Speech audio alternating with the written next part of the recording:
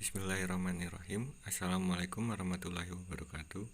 Yang saya hormati Bapak Nimal Faiz MPDI selaku dosen pengampu mata kuliah Ushul Fiqh dan teman-teman sekalian yang saya banggakan. Sebelumnya izin memperkenalkan diri.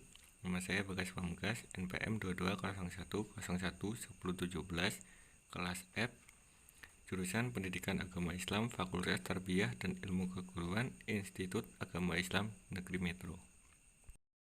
Baiklah, di sini saya akan menjelaskan dasar hukum ijtihad, istishab, urf syar'u man qablana, mazhab sahabi, dan syad jariah, dan fungsi kedudukan usul fiqh.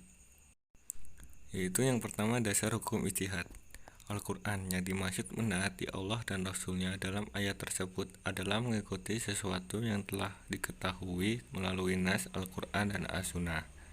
Sedangkan yang dimaksud mengembalikan kepada Allah dan Rasulnya apabila terjadi perselisihan ialah menghindari mengikuti bahwa nafsu kembali kepada apa yang telah disyariatkan Allah dan Rasulnya dengan meneliti nas-nas yang tersembunyi dari perhatian secara lahir dengan menerapkan kaidah-kaidah umum atau mewujudkan maksud-maksud syariat yang demikian ini tidak dapat dilaksanakan kecuali dengan ijtihad. Ijtihad bisa dipandang sebagai salah satu metode yang menggali sumber hukum Islam. Yang menjadi landasan dibolehkannya ijtihad banyak sekali, baik melalui pernyataan yang jelas maupun berdasarkan isyarat.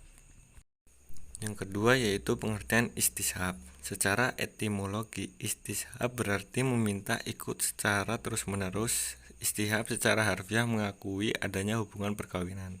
Istishab menurut ulama usul fiqh menetapkan sesuatu menurut keadaan sebelumnya sampai terdapat dalil-dalil yang menunjukkan perubahan keadaan, atau menjadi hukum yang telah ditetapkan pada masa lampau secara kekal menurut keadaannya sampai terdapat dalil yang menunjukkan perubahannya.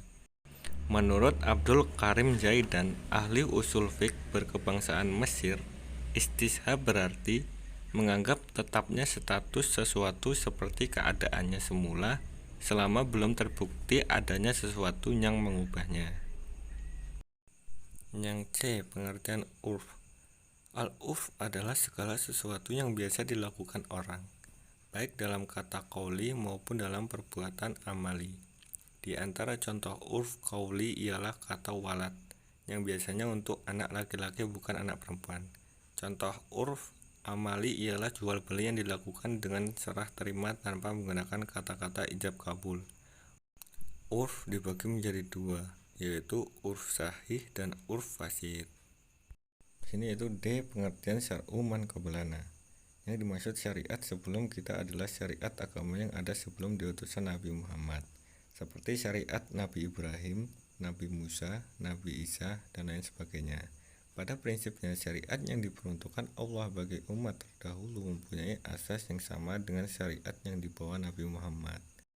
Di antara asas yang sama itu adalah yang berhubungan dengan konsepsi ketuhanan, tentang akhirat, tentang jani, dan ancaman Allah. Akan tetapi rinciannya ada yang sama dan juga ada yang berbeda sesuai dengan kondisi dan perkembangan zaman masing-masing.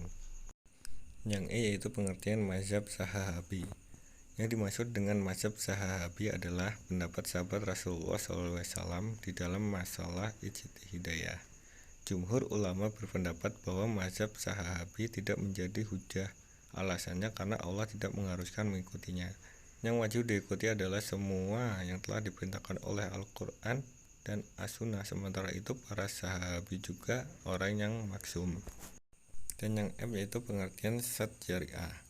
Sadu menurut bahasa artinya menutup dan azariah menurut bahasa artinya jalan. Jadi secara bahasa adalah menutup jalan. Sedangkan menurut istilah ialah menghambat segala sesuatu yang menjadi jalan kerusakan. Contohnya zina adalah haram.